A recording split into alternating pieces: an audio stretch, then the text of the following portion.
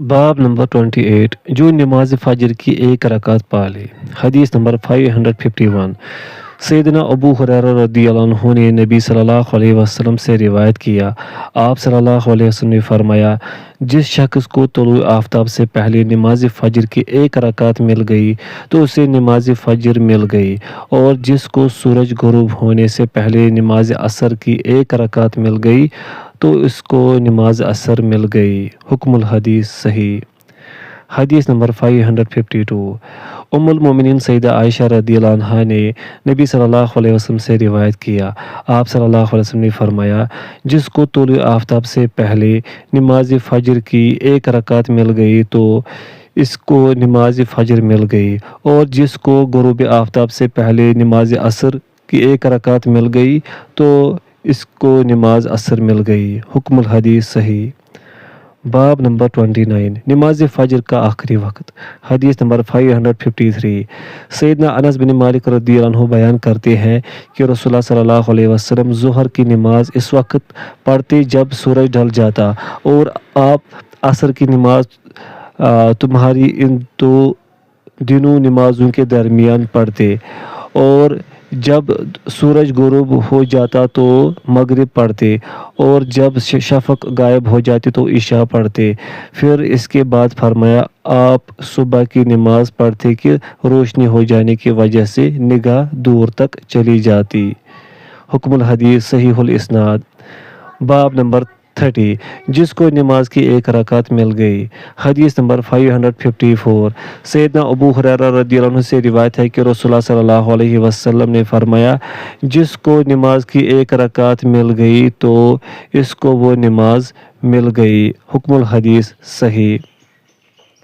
حدیث نمبر 555 سیدنا ابو ہریرہ رضی اللہ عنہ نے رسول اللہ صلی اللہ علیہ وسلم سے روایت کیا، آپ صلی اللہ علیہ وسلم نے فرمایا، جس کو نماز کی ایک رکعت مل گئی تو اس کو وہ نماز مل گئی۔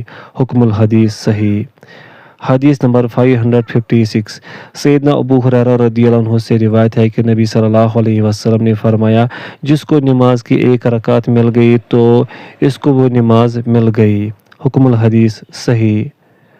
حدیث نمبر 557 سیدنا ابو ہریرہ رضی اللہ عنہ سے روایت ہے کہ رسول اللہ صلی اللہ علیہ وسلم نے فرمایا، جس کو نماز کی ایک رکعت مل گئی تو اس کو نماز مل گئی۔ حکم الحدیث صحیح۔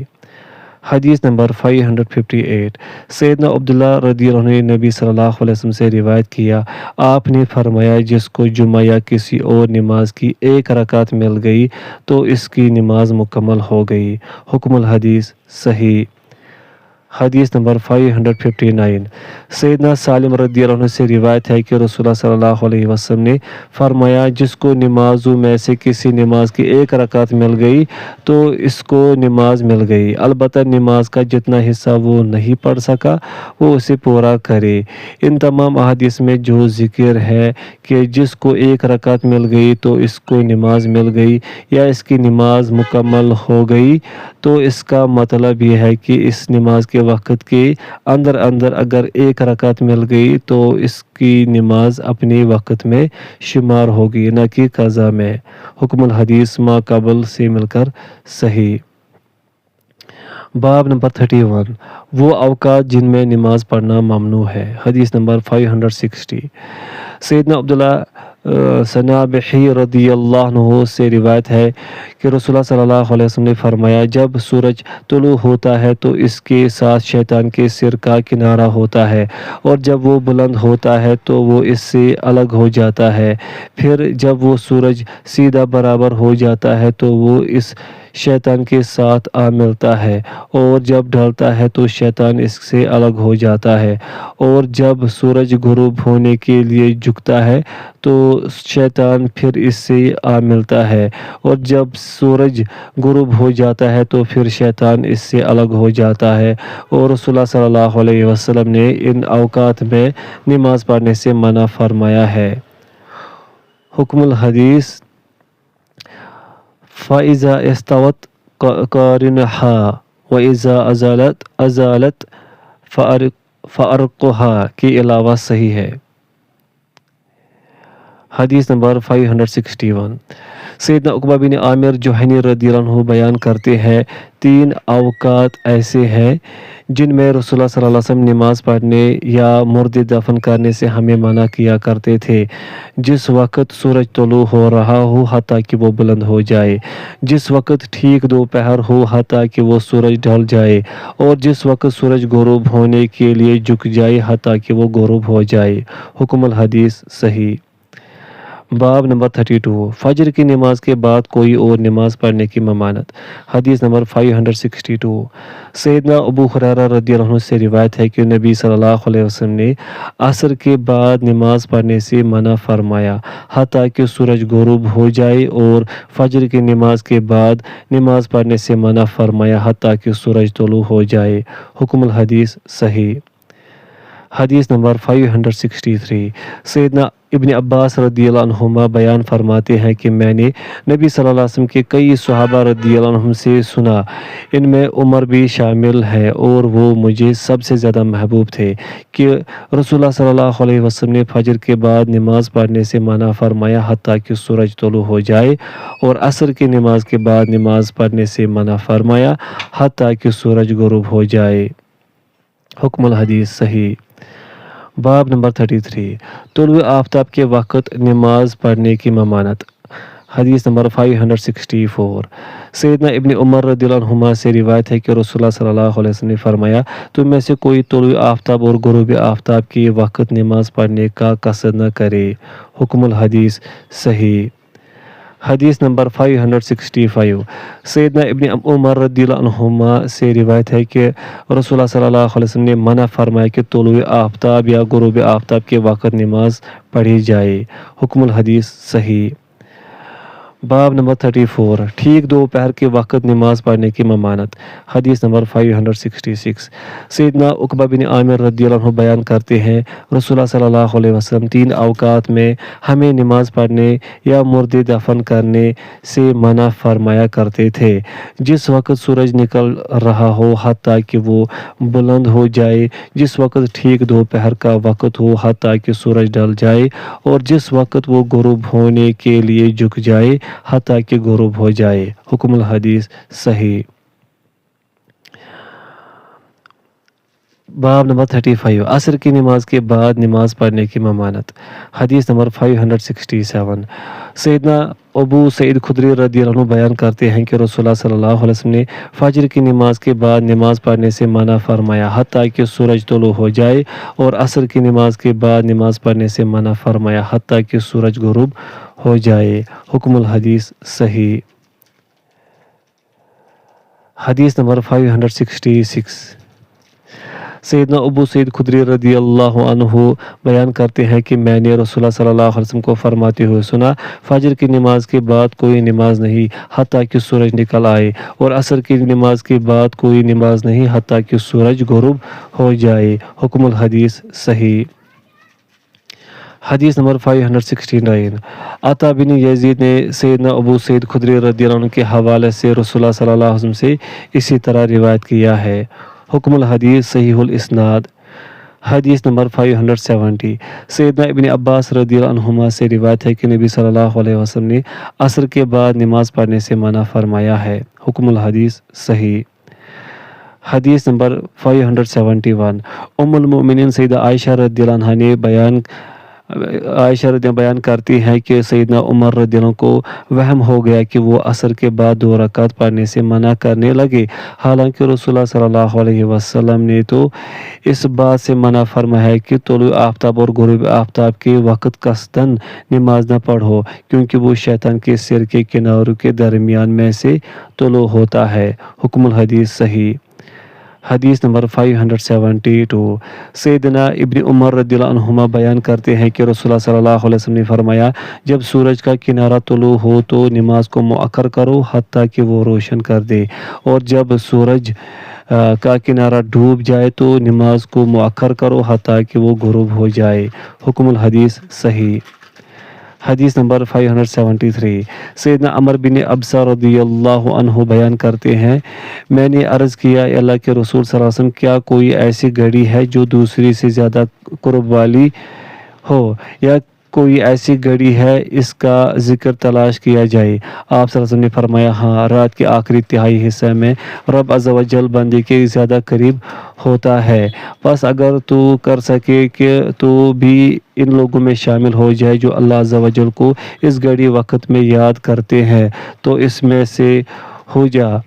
بے شک فرشتے طلوع آفتاب تک نماز میں حاضر ہوتے ہیں، کیونکہ وہ سورج شیطان کے سر کے کناروں کے درمیان میں سے طلوع ہوتا ہے، وہ کافروں کی نماز کا وقت ہے، تم اس وقت تک نماز نہ پڑھو حتیٰ کہ وہ نیزے کی مقدار کے برابر بلند ہو جائے اور اس کی شعاع جاتی رہے، پھر نماز میں فرشتے میں حاضر ہوتے ہیں حتیٰ کہ ٹھیک دوپہر کے وقت سورج نیزے کی طرح برابر ہو جاتا ہے، کیونکہ یہ وقت ہے کہ اس وقت جہنم کے دروازے کھول دیے جاتے ہیں اور اسے دھوکا جاتا ہے، تو اس وقت نماز نہ پڑھ حتیٰ کہ سایہ ڈل جائے، پھر نماز میں فرشتے حاضر ہوتے ہیں حتیٰ کہ سورج غروب ہو جائے، کیونکہ وہ شیطان کے سر کے کناروں کے درمیان غروب ہوتا ہے اور وہ کافروں کی نماز کا وقت ہے۔ حکم الحدیث صحیح۔ باب نمبر 36 عصر کے بعد نماز پڑھنے کی رخصت۔ حدیث نمبر 574 سیدنا علی رضی اللہ عنہ سے روایت ہے کہ رسول اللہ صلی اللہ علیہ وسلم نے عصر کے بعد نماز پڑھنے سے منع فرمایا مگر یہ کہ سورج سفید چمکدار بلند ہو۔ حکم الحدیث صحیح۔ حدیث نمبر 575 ام المومنین سیدہ عائشہ رضی اللہ عنہا فرماتی ہے کہ رسول اللہ صلی اللہ علیہ وسلم نے میرے ہاں عصر کے بعد 2 رکعت پڑھنا کبھی ترک نہیں فرمایا۔ حکم الحدیث صحیح۔ حدیث نمبر 576 ام المومنین سیدہ عائشہ رضی اللہ عنہا سے روایت ہے کہ رسول اللہ صلی اللہ علیہ وسلم جب بھی عصر کے بعد میرے پاس تشریف لائے تو آپ نے 2 رکعت پڑھی۔ حکم الحدیث صحیح۔ حدیث نمبر 577 ام المومنین سیدہ عائشہ رضی اللہ عنہا سے روایت ہے کہ رسول اللہ صلی اللہ علیہ وسلم جب عصر کے بعد میرے پاس تشریف فرما ہوتے تو آپ 2 رکعت پڑھتے تھے۔ حکم الحدیث صحیح۔ حدیث نمبر 578 ام المومنین سیدہ عائشہ رضی اللہ عنہا بیان فرماتی ہیں کہ 2 نمازیں ہیں جنہیں رسول اللہ صلی اللہ علیہ وسلم نے میرے گھر میں پوشیدہ اور ظاہر دونوں صورتوں میں کبھی ترک نہیں فرمایا، 2 رکعت فجر سے پہلے اور 2 رکعت عصر کے بعد۔ حکم الحدیث صحیح۔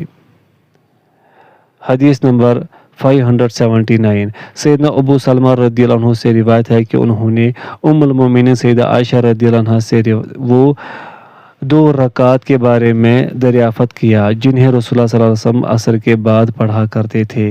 انہوں نے فرمایا آپ صلی اللہ علیہ وسلم انہیں عصر سے پہلے پڑھا کرتے تھے، پھر آپ کو انہیں پڑھنے نہ دیا گیا یا آپ انہیں بھول گئے تو آپ نے انہیں عصر کے بعد پڑھا اور آپ کا معمول تھا کہ جب کوئی نماز پڑھتے تو پھر اس پر دوام فرماتے۔ حکم الحدیث صحیح۔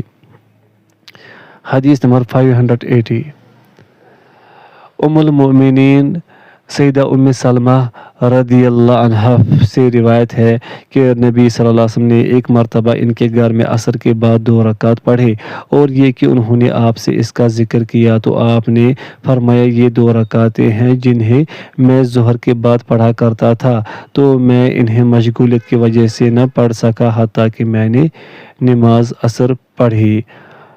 حکم الحدیث صحیح۔ حدیث نمبر 581 ام المومنین سیدہ ام سلمہ رضی اللہ عنہا فرماتی ہیں کہ رسول اللہ صلی اللہ علیہ وسلم عصر سے پہلے 2 رکعت کسی مشغولیت کی وجہ سے نہ پڑھ سکے تو پھر آپ نے انہیں عصر کے بعد پڑھا۔ حکم الحدیث حسن صحیح۔ باب نمبر 37 غروب آفتاب سے پہلے نماز پڑھنے کی رخصت۔ حدیث نمبر 582 عمران بن حدید رحمۃ اللہ علیہ نے بیان کیا ہے کہ میں نے لاحق سے غروب آفتاب سے پہلے 2 رکعت کے بارے میں دریافت کیا تو انہوں نے فرمایا کہ سیدنا عبداللہ بن زبیر رضی اللہ عنہما انہیں پڑھا کرتے تھے۔ تو معاویہ رضی اللہ عنہ نے ان کی طرف پیغام بھیجا کہ غروب آفتاب کے وقت یہ 2 رکعت کیسی ہیں؟ انہوں نے بات ام المومنین سیدہ ام سلمہ رضی اللہ عنہ تک پہنچائی تو ام سلمہ رضی اللہ عنہ نے فرمایا کہ رسول اللہ صلی اللہ علیہ وسلم عصر سے پہلے 2 رکعت پڑھا کرتے تھے، آپ کسی مشغولیت کی وجہ سے انہیں نہ پڑھ سکے تو آپ نے انہیں اس وقت پڑھا جس وقت سورج غروب ہوا۔ انہوں یعنی ام المومنین سیدہ رضی اللہ عنہا نے آپ کو اس سے پہلے انہیں پڑھتے دیکھا نہ اس کے بعد۔ حکم الحدیث صحیح الاسناد۔ باب نمبر 38 مغرب سے پہلے نماز پڑھنے کی رخصت۔ ابو الخیر حدیث نمبر 583 ابو الخیر نے بیان کیا کہ ابو تمیم جیشانی کھڑے ہوئے تاکہ مغرب سے پہلے 2 رکعت پڑھے۔ میں نے سیدنا عقبہ بن عامر رضی اللہ عنہ سے کہا انہیں دیکھے یہ کون سی نماز پڑھ رہے ہیں؟ تو انہوں نے ان کی طرف توجہ کی اور انہیں دیکھا تو فرمایا کہ یہ وہ نماز ہے جسے ہم رسول اللہ صلی اللہ علیہ وسلم کے دور میں پڑھا کرتے تھے۔ حکم الحدیث صحیح۔ باب نمبر 39 طلوع فجر کے بعد نماز۔ حدیث نمبر 584 ام المومنین سیدہ حفصہ رضی اللہ عنہ سے روایت ہے کہ انہوں نے فرمایا جب فجر طلوع ہو جاتی تو رسول اللہ صلی اللہ علیہ وسلم صرف ہلکی سی 2 رکعت پڑھا کرتے تھے۔ حکم الحدیث صحیح۔ باب نمبر 40 نماز فجر پڑھنے تک نماز پڑھنے کی اباحت۔ حدیث نمبر 585 سیدنا عمر بن ابسہ رضی اللہ عنہ بیان کرتے ہیں کہ میں رسول اللہ صلی اللہ علیہ وسلم کے پاس آیا، میں نے عرض کیا اے اللہ کے رسول، آپ کے ساتھ کس نے اسلام قبول کیا ہے؟ آپ صلی اللہ علیہ وسلم نے فرمایا ایک آزاد اور ایک غلام نے۔ میں نے عرض کیا کیا کوئی ایسا وقت بھی ہے جو اللہ عز و جل کے نزدیک دوسرے وقت سے زیادہ قریب ہو؟ آپ نے فرمایا ہاں، رات کا آخری تہائی حصہ، بس تم جتنا مناسب سمجھو نفل نماز پڑھو حتیٰ کہ تم فجر کی نماز پڑھو، پھر رک جاؤ حتیٰ کہ سورج طلوع ہو جائے اور وہ چمڑے کی ڈھال کی طرح ہو۔ ایوب نے بیان کیا مادامت کا معنی ہے گویا کہ وہ چمڑے کی ڈھال کی طرح ہو حتیٰ کہ وہ پھیل جائے، پھر تم جتنا مناسب سمجھو نماز پڑھتے رہو حتیٰ کہ ستون اپنے سائے پر کھڑا ہو، یعنی ٹھیک دوپہر ہو جائے، پھر نماز نہ پڑھ حتیٰ کہ سورج ڈھل جائے، کیونکہ نصف النہار کے وقت جہنم کو گرمایا جاتا ہے۔ پھر جتنا مناسب سمجھو نماز پڑھتے رہو حتیٰ کہ تم عصر پڑھ لو، پھر رک جاؤ حتیٰ کہ سورج غروب ہو جائے، کیونکہ وہ شیطان کے سر کے کناروں کے درمیان غروب ہوتا ہے اور شیطان کے سر کے کناروں کے درمیان طلوع ہوتا ہے۔ حکم الحدیث صحیح۔ باب نمبر 41 مکہ میں ہر وقت نماز پڑھنا جائز ہے۔ حدیث نمبر 586 سیدنا جبیر بن مطعم رضی اللہ عنہ سے روایت ہے کہ نبی صلی اللہ علیہ وسلم نے فرمایا بنو عبد مناف تم کسی بھی شخص کو اس گھر کا طواف کرنے اور اس میں نماز پڑھنے سے منع نہ کرو، وہ رات یا دن کے کسی وقت بھی طواف کرنا یا نماز پڑھنا چاہے۔ حکم الحدیث صحیح۔ باب نمبر 42 وہ وقت جس میں مسافر ظہر و عصر کی نمازیں جمع کر سکتا ہے۔ حدیث نمبر 587 سیدنا انس بن مالک رضی اللہ عنہ نے فرمایا رسول اللہ صلی اللہ علیہ وسلم کا معمول تھا کہ جب آپ سورج ڈالنے سے پہلے کوچ فرماتے تھے تو آپ ظہر کو عصر کے وقت تک مؤخر کرتے تھے، پھر آپ پڑاؤ ڈالتے اور دونوں نمازیں جمع کر کے پڑھتے، اور اگر کوچ کرنے سے پہلے سورج ڈل جاتا تو آپ ظہر پڑھتے اور پھر سوار ہوتے۔ حکم الحدیث صحیح۔ حدیث نمبر 588 سیدنا معاذ بن جبل رضی اللہ عنہ نے بیان کیا کہ غزوہ تبوک کے موقع پر وہ رسول اللہ صلی اللہ علیہ وسلم کے ساتھ روانہ ہوئے۔ رسول اللہ صلی اللہ علیہ وسلم ظہر و عصر اور مغرب و عشاء کو ملا کر پڑھتے تھے۔ آپ نے ایک دن نماز کو مؤخر کیا، پھر تشریف لائے تو ظہر و عصر کو اکٹھا کر کے پڑھا، پھر اندر تشریف لے گئے، پھر باہر تشریف لائے تو مغرب و عشاء کو جمع کر کے پڑھا۔ حکم الحدیث صحیح۔ باب نمبر 43 اس نماز جمع کرنے کا بیان۔ حدیث نمبر 589 کثیر بن کاروندہ نے بیان کیا، میں نے سالم بن عبداللہ سے ان کے والد کے دوران سفر نماز پڑھنے کی کیفیت دریافت کی، اور ہم نے ان سے دریافت کیا کیا وہ دوران سفر اپنی نمازیں جمع کیا کرتے تھے، تو انہوں نے ذکر کیا کہ صفیہ بنت ابی عبید ان کے نکاح میں تھی۔ انہوں نے ان کی طرف خط لکھا جبکہ وہ سیدنا عبداللہ بن عمر رضی اللہ عنہما اپنی کھیتی میں تھے کہ میں ایام دنیا کے آخری دن اور آخرت کے پہلے دن میں قریب الموت ہوں۔ چنانچہ وہ سوار ہوئے اور تیزی کے ساتھ ان کی طرف سفر شروع کیا، حتیٰ کہ جب ظہر کا وقت ہوا تو مؤذن نے انہیں کہا، اے ابو عبد الرحمن، نماز۔ انہوں نے توجہ نہ دی، حتیٰ کہ جب دو نمازوں کا درمیانی وقت ہوا تو وہ سواری سے اترے اور فرمایا، ظہر کی نماز کے لیے اقامت کہو، اور جب میں سلام پھیر لوں تو پھر عصر کی نماز کے لیے اقامت کہنا۔ انہوں نے نماز پڑھی، پھر سوار ہو گئے، حتیٰ کہ جب سورج غروب ہو گیا تو مؤذن نے انہیں کہا، نماز۔ انہوں نے فرمایا، جس طرح ظہر و عصر کے لیے کیا تھا اسی طرح کرو۔ پھر سفر جاری رکھا، حتیٰ کہ جب ستارے خوب اچھی طرح نکل آئے تو آپ سواری سے اترے، پھر مؤذن سے فرمایا، مغرب کی نماز کے لیے اقامت کہو، اور جب میں سلام پھیر لوں تو پھر عشاء کی نماز کے لیے اقامت کہنا۔ جب انہوں نے سلام پھیرا، پھر فارغ ہوئے تو ہماری طرف توجہ کی اور کہا کہ رسول اللہ صلی اللہ علیہ وسلم نے فرمایا، جب تم میں سے کسی کو ایسا معاملہ درپیش ہو جس کے چھوٹ جانے کا اندیشہ ہو تو وہ یہ نماز پڑھے۔ حکم الحدیث حسن۔ باب نمبر 44، وہ وقت جس میں مقیم بھی نمازیں جمع کر سکتا ہے۔ حدیث نمبر 590، سیدنا ابن عباس رضی اللہ عنہما نے فرمایا، میں نے مدینہ میں نبی صلی اللہ علیہ وسلم کے ساتھ 8 رکعت ملا کر پڑھے اور 7 رکعت ملا کر پڑھے۔ آپ نے ظہر کی نماز کو مؤخر کیا اور عصر کی نماز کو معجل، اور مغرب کی نماز کو مؤخر کیا اور عشاء کی نماز کو معجل۔ حکم الحدیث اخر الظہر کے علاوہ صحیح ہے۔ حدیث نمبر 591، سیدنا ابن عباس رضی اللہ عنہما سے روایت ہے کہ انہوں نے بصرہ میں ظہر و عصر کی نماز پڑھی، ان دونوں کے درمیان کوئی چیز یعنی سنت و نوافل نماز نہ تھی، اور مغرب و عشاء پڑھی اور ان دونوں کے درمیان کوئی چیز یعنی سنت و نوافل نہیں تھی۔ انہوں نے کسی مشغولیت کی وجہ سے ایسے کیا۔ ابن عباس رضی اللہ عنہما نے فرمایا کہ انہوں نے مدینہ میں رسول اللہ صلی اللہ علیہ وسلم کے ساتھ ظہر و عصر کی 8 رکعت پڑھی، ان دونوں نمازوں کے درمیان کوئی چیز یعنی سنت و نوافل نماز نہ تھی۔ یہ جمع صوری اور ظاہری ہے، یہ بیمار یا دیگر معذور کے لیے درست ہے۔ حکم الحدیث صحیح۔ باب نمبر 45، وہ وقت جس میں مسافر مغرب و عشاء جمع کر سکتا ہے۔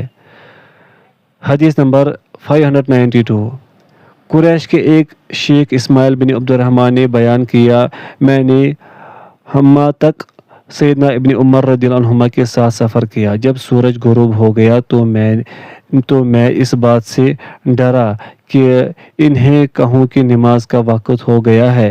انہوں نے سفر جاری رکھا، حتیٰ کہ افق کی سفیدی اور عشاء کی تاریکی جاتی رہی۔ پھر وہ اترے تو مغرب کی 3 رکعت پڑھی، پھر اس کے بعد عشاء کی 2 رکعت پڑھی۔ پھر فرمایا، میں نے رسول اللہ صلی اللہ علیہ وسلم کو اس طرح کرتے ہوئے دیکھا ہے۔ حکم الحدیث صحیح۔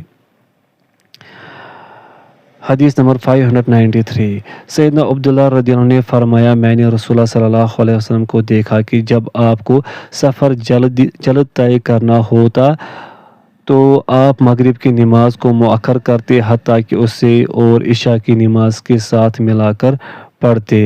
حکم الحدیث صحیح۔